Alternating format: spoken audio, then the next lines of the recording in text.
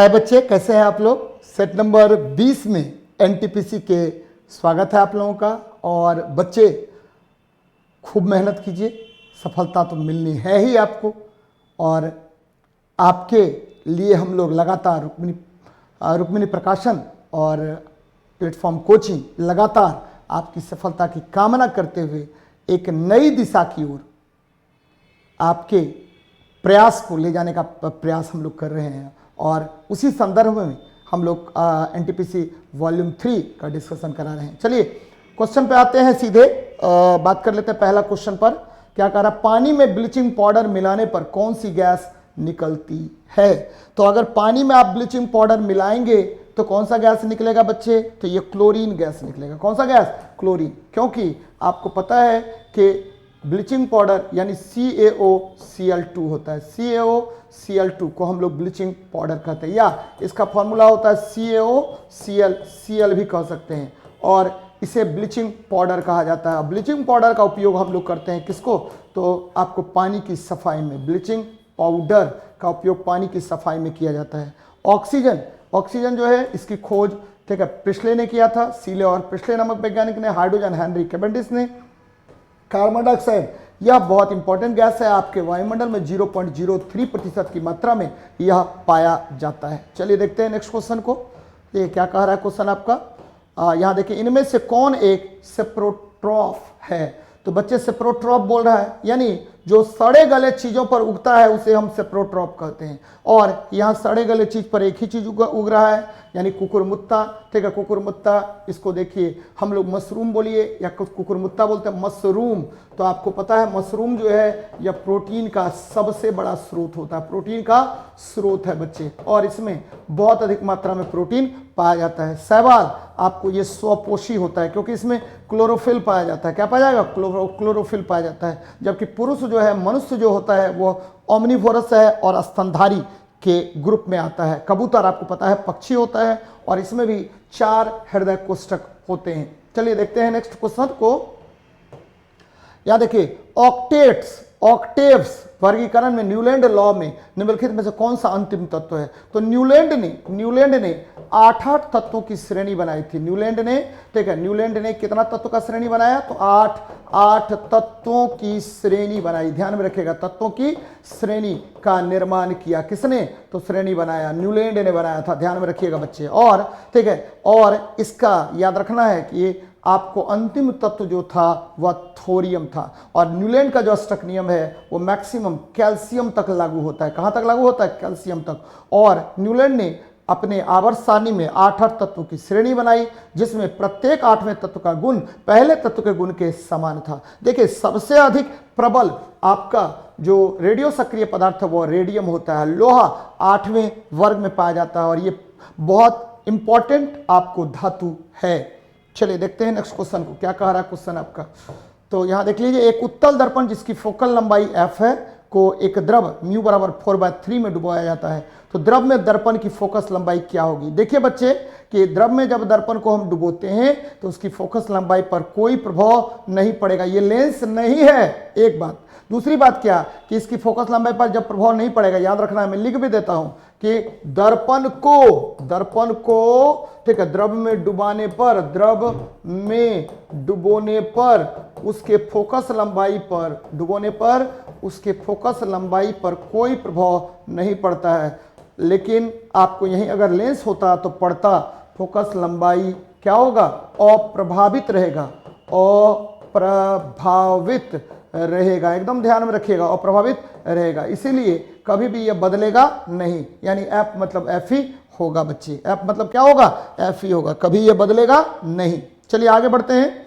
लेकिन लेंस अगर होता तो बदल जाता। अगर लेंस, ठीक है, आपको किसी पदार्थ जिसका कोई लेंस जो है आपको उसका फोकस दूरी क्या होगा, f होगा, यदि उत्तल लेंस होता। अगर उसको हम जल में डालते हैं और द्रव का अपवर्तनांक क्या होगा, ठीक है, लेंस के अपवर्तनांक से कम होगा तो उसकी प्रकृति पर कोई प्रभाव नहीं पड़ेगा। लेकिन लेंस के अपवर्तनांक से अगर अधिक होगा, ध्यान दीजिएगा, तो द्रव के वो जो लेंस है उसकी प्रकृति बदल जाएगी। अगर उत्तल है तो अवतल की भांति व्यवहार करेगा और अवतल है तो उत्तल की भांति व्यवहार करेगा। चलिए आगे बढ़ते हैं। ये देखिए, खाद्य पदार्थों में दुर्गंध आने का मुख्य कारण वसा और तेलों का क्या होता है, ऑक्सीकरण होता है। इसको ऑक्सीडेशन कहते हैं। क्या कहते हैं, ऑक्सीडेशन कहते हैं। इसका ऑक्सीडेशन हो जाता है जिसके कारण उसमें दुर्गंध आने लगता है, ध्यान में रखिएगा। जबकि हाइड्रोलाइसिस क्या होता है, हाइड्रोलाइसिस मतलब होता है, ठीक है, हाइड्रोजन को अलग करना, हाइड्रोजन को तोड़ना, हाइड्रोजन को, ठीक है, बाहर निकालना, हाइड्रोजन को अलग करना, एकदम ध्यान में रखिएगा, हाइड्रोजन को अलग करना होता है। ध्यान में रखिएगा बच्चे, इसको हाइड्रोजन को अलग करना होता है। जबकि अवकरण, अवकरण क्या होगा, तो अवकरण होता है, याद रखिएगा कि इलेक्ट्रॉन क्या करेगा, ग्रहण करेगा, इलेक्ट्रॉन ग्रहण करेगा, हाइड्रोजन का संयोग होगा,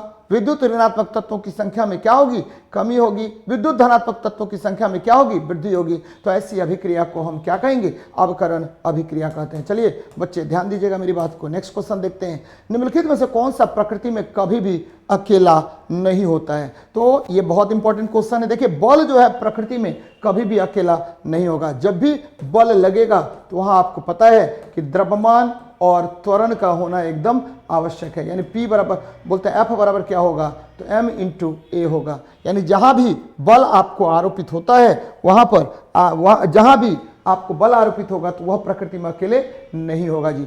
जड़त्व की बात अगर करते हैं, यानी ये दो वस्तुओं के संपर्क के कारण ही उत्पन्न होगा, ठीक है, दो वस्तुओं के संपर्क के कारण ही उत्पन्न होता है बच्चे। जड़त्व अगर बात करें तो ये किसी वस्तु का आंतरिक गुण होता है।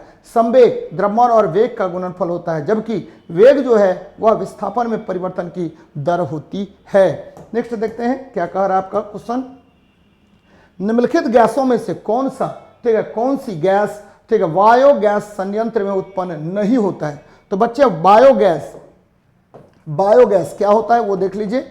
बायोगैस जो है, ठीक है, यह सबसे पहले सीवी देसाई नामक वैज्ञानिक ने इसका निर्माण किया था, बायोगैस प्लांट का। और ये क्या होता है, तो खाद्य पदार्थ, फिर देखिए हरित पदार्थ, ठीक है, इसका किण्वन होता है। हरित पदार्थ इसका क्या होगा, किण्वन होगा, पदार्थ का किण्वन होता है। और यह क्या उत्पन्न करता है, किण्वन होगा, और यह उत्पन्न करेगा मीथेन प्लस, ठीक है, carbon dioxide plus hydrogen sulphide gas उत्पन्न करता है। यही इसी को हम बायोगैस कहते हैं। कौन सा गैस कहेंगे, बायोगैस कहेंगे। फिर से मैं रिपीट कर रहा हूं कि खाद्य पदार्थ, गोबर, हरित पदार्थ का किण्वन होता है, ठीक है, आपको क्या होगा, किण्वन होगा, यानी फर्मेंटेशन अपने आप हो जाएगा, जिसके कारण मीथेन, कार्बन डाइऑक्साइड और हाइड्रोजन सल्फाइड निकलेगा।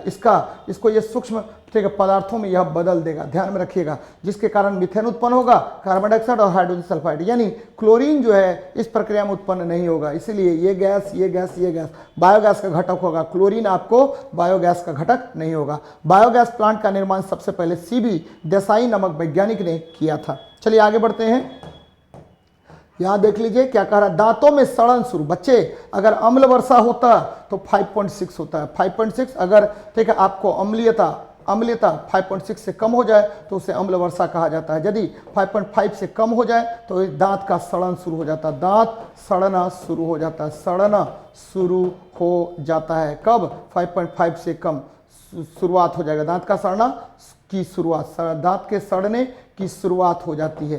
तो आंसर हो जाएगा बी नंबर। यदि मुंह का पीएच मान अगर 5.5 से कम हो जाए तो दांतों का सड़न प्रारंभ हो जाता है। अगर, ठीक है, वर्षा जल का पीएच मान 5.6 से कम हो जाए तो आपको क्या होगा, आपको ऐसा जल अम्लीय वर्षा युक्त जल होता है। चलिए आगे बढ़ते हैं, नेक्स्ट देखिए क्या कह रहा है क्वेश्चन, निम्नलिखित में से कौन सा एक एम्फोटेरिक ऑक्साइड है। एम्फोटेरिक की बात कर रहे हैं बच्चे, एम्फोटेरिक। अब देखिए, ठीक है, यहां मैं 2-3 बातें यूज कर रहा हूं। धातु ऑक्साइड, धातु का ऑक्साइड जब भी होगा तो वो क्या होगा, क्षारीय प्रकृति का होगा, क्षारीय, ठीक है। अधातु ऑक्साइड यदि होगा, अधातु ऑक्साइड अगर होता है तो ये क्या हो जाएगा, अम्लीय होता है। लेकिन कुछ ऑक्साइड ऐसे होते हैं जो क्या होंगे, ठीक है, Al2O3, ये देखिए Al2O3, फिर देखिए क्या होगा, ठीक है, जिंक ऑक्साइड, फिर देखिए लेड ऑक्साइड। ये सब जो होता है आपको उभय धर्मी होता है, उभय धर्मी, यानी अम्ल और क्षारक दोनों उभय धर्मी हो जाएगा, यानी अम्ल और क्षारक दोनों की भांति व्यवहार करता है। कौन कौन? Aluminium oxide, zinc oxide, lead oxide. तो आंसर हो जाएगा एल्युमिनियम ऑक्साइड बच्चे, एल्युमिनियम ऑक्साइड हो जाएगा। तो निम्नलिखित में से कौन सा एम्फोटेरिक ऑक्साइड है? तो एल्युमिनियम ऑक्साइड है। जबकि मैग्नीशियम ऑक्साइड जो है MgO, ये क्या होगा? इसका व्यवहार हो जाएगा क्षार की भांति। आयरन ऑक्साइड, इसका भी व्यवहार क्षार की भांति। कार्बन डाइऑक्साइड ये अम्लीय व्यवहार करेगा। CO2 अम्लीय व्यवहार करता है बच्चे, तो ध्यान में रखिएगा इसको। आगे बढ़ते हैं। एक वस्तु को P और F के बीच में रखा जाता है, यानी पोल और फोकस के बीच, तब एक अवतल दर्पण द्वारा बनाई गई छवि की स्थिति क्या होगी? कोई प्रॉब्लम नहीं है, ये अवतल दर्पण आपका है, रख दीजिए वस्तु को पोल और फोकस के बीच में, पोल और फोकस के बीच में। आपको मैं बार बार बताता हूं कि यदि वस्तु को ध्रुव और फोकस के बीच में रखेंगे तो क्या होगा? तो ये देखिए, ये फोकस से गुजर गया। कहाँ से गुजर गया? फोकस से गुजर गया। और ठीक है, ये पोल है आपका। एक प्रकाश की किरण हमेशा वक्रता केंद्र से गुजरेगा। कहाँ से गुजरेगा? उसी से वापस भी लौट जाएगा। आगे बढ़ाइए इसको, यहाँ देखिए बढ़ा दिया, तो ये देखिए प्रतिबिंब बन गया। कहाँ पर? प्रतिबिंब बन गया आपको, ठीक है, ध्रुव और किसके बीच में? और दर्पण के पीछे बन गया। कहाँ बन गया? दर्पण के पीछे बन गया। कैसा बनेगा? आभासी बनेगा। आभासी बनेगा। कहाँ बनेगा? तो दर्पण के पीछे बनेगा। क्या बनेगा? वस्तु से बड़ा बनेगा, दर्पण के पीछे। और कैसा बनेगा? तो वस्तु से बड़ा बनेगा। वस्तु से बड़ा बनता है, एकदम ध्यान में रखिएगा, वस्तु से बड़ा बनेगा, दर्पण के पीछे और वस्तु से बड़ा बनता है। प्रतिबिंब का निर्माण क्या होगा? दर्पण के पीछे और वस्तु से बड़ा बनता है। चलिए बच्चे आगे बढ़ते हैं, नेक्स्ट क्वेश्चन देखते हैं क्या है आपका। एक अल्कोहल का क्वथनांक 78 डिग्री सेल्सियस है केल्विन पैमाने पर। बच्चे आपको पता है कि केल्विन पैमाना, तो K-273 बटा क्या होता है? K-273 बटा 100 कर दीजिए, बराबर C बटा 100। तो बच्चे आपको डायरेक्ट भी मैं बता सकता था कि अगर डिग्री सेल्सियस में बदलना हो तो क्या करेंगे? तो K- डिग्री सेल्सियस में बदलना हो तो क्या करेंगे? अगर आपको डिग्री सेल्सियस में बदलना हो तो हम लोग क्या करते हैं? तो बच्चे हम लोग करते हैं कि डिग्री सेल्सियस में तो K में से 273 क्या कर दीजिए? घटा दीजिए। ध्यान दीजिएगा जरा, तो K माइनस क्या करेंगे? 273 कर लेंगे। तो यहाँ देख लीजिए K माइनस क्या होगा? तो 273 बच्चे हो जाएगा। तो यहाँ देख लीजिए क्या कह रहे हैं कि K में अगर बदलना होगा तो हम क्या करेंगे? डिग्री सेल्सियस प्लस 273 कर लेंगे। अगर डिग्री सेल्सियस में बदलना होगा तो K-273 करेंगे। अब केल्विन में बदलना है तो केल्विन K बराबर क्या करेंगे? 78 प्लस 273 कर लीजिए। और ये देखिए 8 3 11 का 1, हाथ में कितना बचा? 1, तो वो 7 7 14 1 15 का 5, ठीक है, 2 1 3, यानी 351 केल्विन हो जाएगा। आंसर हो जाएगा कौन सा? डी नंबर आपका आंसर होगा। कौन सा नंबर होगा? तो डी नंबर आपका यहाँ आंसर हो जाएगा। चलिए देखते हैं नेक्स्ट क्वेश्चन को, क्या कह रहा है आपका। ये देखिए, मास m के साथ चलती हुई किसी वस्तु की गतिज ऊर्जा E का मूल्य क्या होगा यदि उसकी गति को v से बढ़ाकर 2v तक दोगुना किया जाए? तो गतिज ऊर्जा E बराबर क्या होता है बच्चे? ये होता है 1/2 गुना द्रव्यमान गुना वेग का वर्ग हो जाएगा। तो 1/2 गुना द्रव्यमान m गुना, ठीक है, ये 2v का स्क्वायर हो जाएगा। कोई प्रॉब्लम नहीं है। तो 4 इंटू 1/2 mv², इसी को बोलते हैं E, ठीक है। नया ऊर्जा हम निकाल रहे हैं E1 बराबर क्या हो जाएगा? तो E, तो 4 इंटू E हो जाएगा बच्चे। तो आंसर हो जाएगा 4 गुना हो जाएगा। क्या हो जाएगा? 4 गुना। नया ऊर्जा E1 बराबर 4 इंटू E, तो आंसर हो जाएगा 4E, यानी 4 गुना हो जाएगा। ऊर्जा कितना गुना होगा बच्चे? 4 गुना हो जाएगा। आगे बढ़ते हैं, नेक्स्ट क्वेश्चन देखिए। या यदि कंडक्टर का प्रतिरोध दोगुना हो जाता है तो विद्युत धारा आधी हो जाती है, या किस कारण से होता है? तो बच्चे आपको पता है ओम के नियम से। ओम का नियम कहता है, ओम का नियम क्या कहता है? तो ओम का नियम कहता है कि देखिए आपका विभव जो है वह विद्युत धारा का समानुपाती होगा, यानी V बराबर R इंटू आई, यानी आपको क्या हो रहा है कि धारा I बराबर V बटे R हो जाएगा। यानी अब देखिए कंडक्टर का प्रतिरोध दुगुना होगा तो धारा का मान क्या हो जाएगा? तो आधा हो जाएगा बच्चे, क्योंकि इनवर्सली प्रोपोर्शनल होता है। तो आई बराबर क्या हो जाएगा? V बटे R। यह कौन सा नियम है? तो यह ओम का नियम है। कौन सा नियम है? ओम का नियम कहलाता है। चलिए आगे बढ़ते हैं। बहुत अच्छे प्रश्न है बच्चे इसमें। यहां देख लीजिए क्या है आपका। ओम के नियम के अनुसार यदि, बहुत अच्छा प्रश्न है, ओम के नियम के अनुसार यदि करंट आई बढ़ता है तो संभावित अंतर भी स्थिर होता है, तो क्या होगा? यहां देख लीजिए, ओम के नियम के अनुसार यदि करंट आई बढ़ता है तो अंतर भी स्थिर रहता है, तो क्या होगा? तो आपको पता है कि भी विभव भी इन डायरेक्टली प्रोपोर्शनल टू क्या होता है? विद्युत धारा होता है। भी डायरेक्टली प्रोपोर्शनल टू क्या होगा? धारा क्या होगा? कह रहा है यदि करंट आई बढ़ता है तो भी बराबर क्या हुआ? आर आई। तो ये इसको नियत मान लेते हैं। तो बच्चे आर अगर क्या आई बढ़ता है तो आर का मान क्या होगा? घटता है, क्योंकि दोनों का गुणनफल हमेशा क्या होगा? नियत होगा। तो प्रतिरोध कम हो जाता है, प्रतिरोध कम हो जाता है। कोई प्रॉब्लम नहीं है, 47 नंबर हो जाएगा ये। आगे बढ़ते हैं, नेक्स्ट क्वेश्चन देखते हैं क्या है हमारा।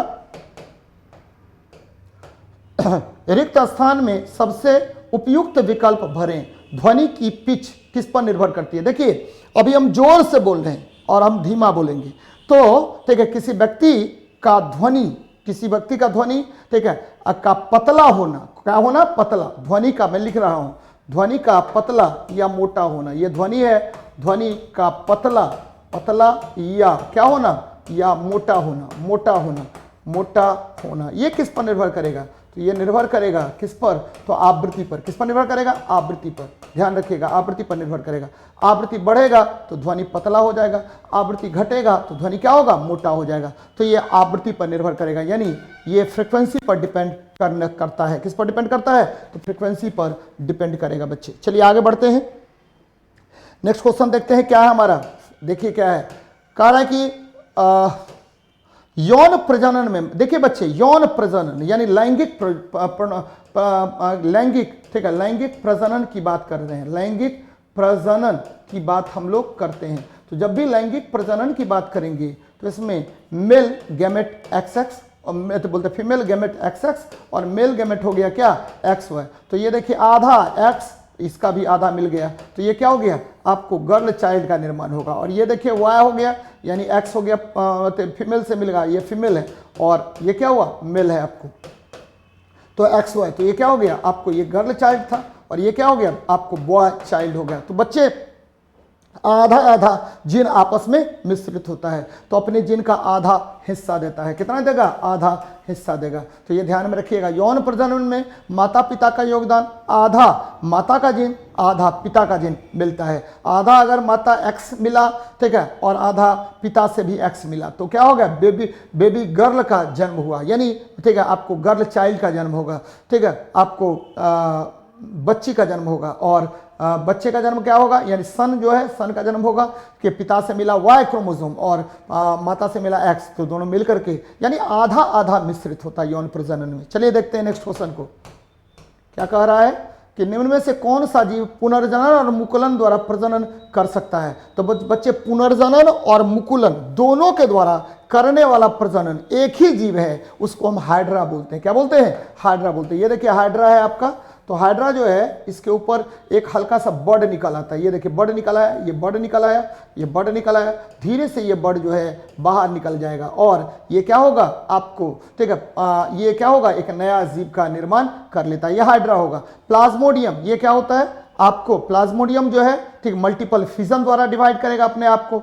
और यहाँ एक चीज और है, प्लेनेरिया, इसमें रिजेनरेशन पावर पाया जाता है, यानी पुनर्जनन की क्षमता पाई जाती है बच्चे। अगर मान लीजिए कट फट गया तो तुरंत वह क्या करेगा? पुनर्जनन द्वारा अपनी वृद्धि कर लेता है। तो ध्यान में रखिएगा कि कौन सा जीव पुनर्जनन और मुकुलन ठीक है द्वारा प्रजनन कर सकता है, तो ये है हाइड्रा। कौन है? हाइड्रा है। तो देख लेते हैं आगे हम लोग, देख लेते हैं नेक्स्ट क्वेश्चन। अस्थायी उत्तकों के निर्माण के लिए अस्थायी संरचना, आकार और क्रिया अपनी ही प्रतिक्रिया को कहा जाता है। तो बच्चे ध्यान में रखिएगा इसको कि विभेदन प्रक्रिया द्वारा, कौन सा प्रक्रिया? विभेदन, ठीक है, विभेदन प्रक्रिया द्वारा आपको अस्थायी उत्तकों का निर्माण होता है। कौन सा उत्तक? अस्थायी उत्तक। और अस्थायी उत्तक आपको पता होनी चाहिए कि अस्थायी उत्तक, याद रखिए कि प्लांट में अस्थायी उत्तक का मतलब होगा जाइलम और फ्लोएम होता है। जाइलम और क्या होगा? फ्लोएम होता है। और जब भी जाइलम और फ्लोएम की बात करते हैं तो दो बातें ध्यान में रखिए, जाइलम से जल का प्रवाह होगा और फ्लोएम से खाद्य पदार्थों का परिवहन होता है। चलिए ये ध्यान में रखिएगा। आगे बढ़ते हैं, नेक्स्ट क्वेश्चन देखते हैं आपका क्या है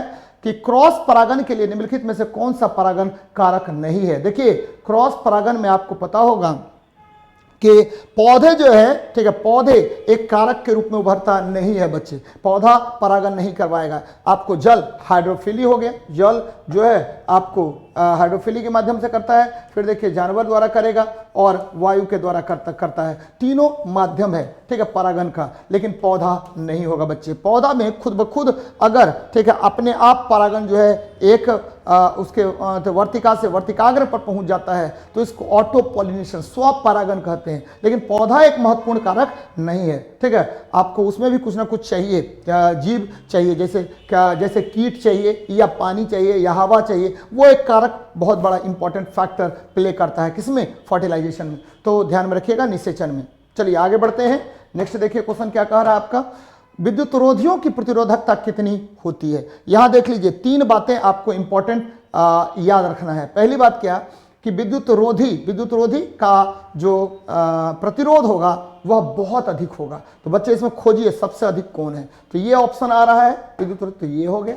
उसके बाद हम लोग बात करेंगे सबसे कम किस में है। तो ये देखिए, ये किसका हो जाएगा, तो बच्चे ये हो जाएगा चालक का। और ये देखिए 10⁻⁸ ओम से 10⁻⁶ ओम, ये जो है वह अर्ध चालक का होता है। तो बच्चे ध्यान में रखना है कि विद्युत रोधियों का प्रतिरोधकता कितनी होती है, 10⁻12 ओम मीटर से लेकर के 10⁻70 ओम मीटर होता है। प्रतिरोध क्या होता है, तो विद्युत धारा के प्रवाह के मार्ग में जो अवरोध होगा उसे प्रतिरोध कहते हैं। प्रतिरोधकता क्या होता है, तो प्रतिरोधकता याद रखिएगा कि प्रतिरोध जो है वह चालक तार की लंबाई पर, प्रतिरोध जो है चालक तार के क्षेत्रफल पर निर्भर करता है। और यहीं से निकाल के ले आए R बराबर ρL/, जिसको हम प्रतिरोधकता कहते हैं। और यहां देखिए रो बराबर क्या होगा, तो R × A/L हो जाएगा। प्रतिरोध का मात्रक ओम, लेकिन प्रतिरोधकता का मात्रक जो होता है ओम मीटर होता है, ओम इंटू मीटर होता है। तो वही बात यहां लिखा हुआ, ओम इंटू मीटर। तो ये बातें ध्यान में रखिएगा। चलिए देखते हैं